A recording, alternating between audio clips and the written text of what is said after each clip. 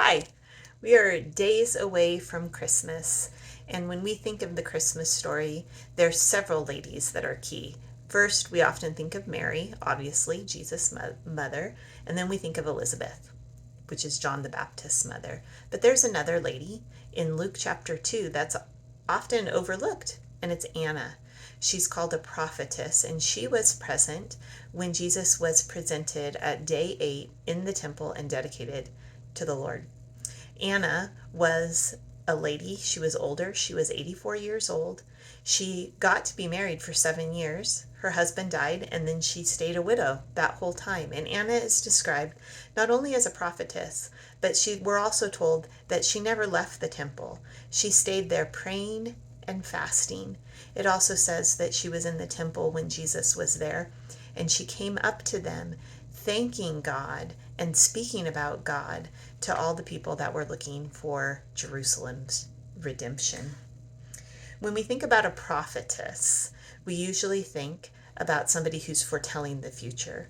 But in 1 Corinthians 14, we hear a little bit more about what a prophet is. And it says a prophet speaks to people for edification, encouragement, and consolation, which that's what Anna was doing in the temple, thanking God, speaking about the redemption that God provides. But she's also doing that by staying in the temple, being in God's presence, and praying and fasting.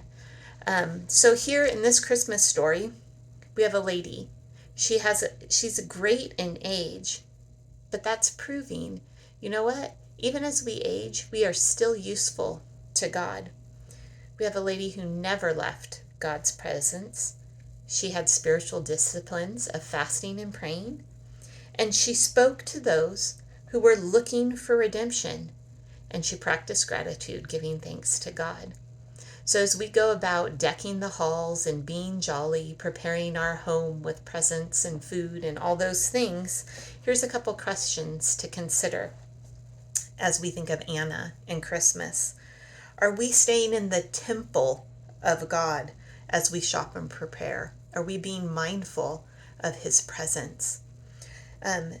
Next, are we praying without ceasing?